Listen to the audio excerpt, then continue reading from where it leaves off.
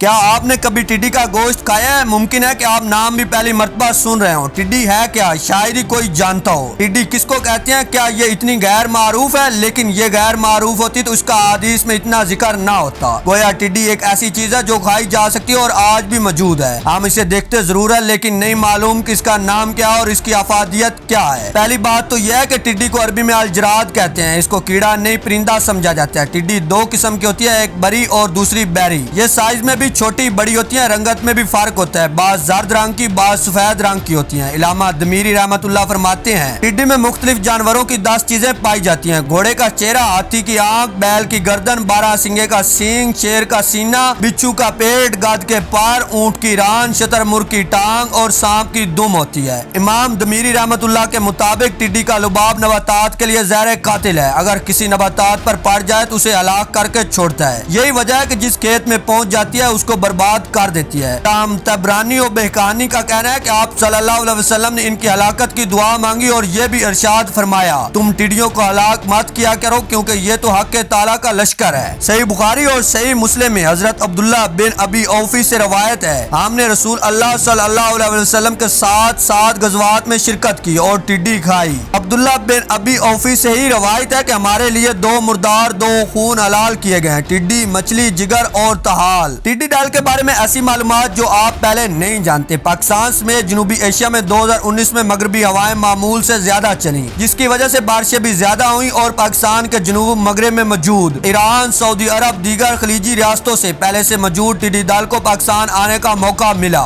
2003 سے 2005 کے درمیان افریقہ میں ٹڈی دل نے تباہی مچائی اور 100% فصلوں کو تباہ کر دیا۔ بالآخر انتہائی سخت سردی اور خشک موسم میں 3 ملین ایکڑ پر زمینی اور فضائی کیمیکل سپرے کر کے اس کو ختم کیا گیا جس پر تقریباً $500 ملین خرچہ آیا۔ ٹڈیوں کا جھنڈ جتنا بڑا ہوگا اسے کنٹرول کرنا اتنا ہی مشکل ہوگا۔ یہ بہت ہی ضروری ہے کہ ایک ہی وقت میں مکمل جھنڈ کو سپرے کر کے ختم کیا جائے، بعض صورت دیگر یہ ختم نہیں ہوگا۔ ٹڈیاں مختلف قسم کی ہوتی ہیں، بعض بڑی ہوتی ہیں اور بعض چھوٹی ہوتی ہیں، بعض سرخ رنگ کی ہوتی ہیں اور بعض زرد رنگ اور جبکہ بعض سفید رنگ کی ہوتی ہیں۔ ٹڈیوں کی 6 ٹانگیں ہوتی ہیں، 2 سینے میں، 2 بیچ میں اور 2 آخر میں۔ ٹڈی دل ایک ہجرت کرنے والا کیڑا ہے جس کے پوری دنیا میں 20 سپیشیز پائے جاتے ہیں۔ صرف 3 عدد ٹڈی دل مل کر چند ہفتوں میں لاکھوں کا جھنڈ بنا سکتے ہیں۔ اس جانور کے انڈے دینے کا طریقہ بھی عجیب ہوتا ہے۔ جب انڈے دینے کا ارادہ کرتی ہے تو ایسے سخت اور بنجر زمین کا انتخاب کرتی ہے، پھر اسی زمین پر دم سے اپنے انڈے کے باقدرے 4 انچ تک گہرا سوراخ کرتی ہے جس میں وہ انڈا دیتی ہے۔ نیز وہیں رکھے رکھے زمین کی گرمی سے بچہ پیدا ہو جاتا ہے۔ اس کے لائف سائیکل کو انکمپلیٹ میٹامارفس کہتے ہیں۔ ایک بالغ ٹڈی 8 سے 10 ہفتے تک زندہ رہ سکتی ہے۔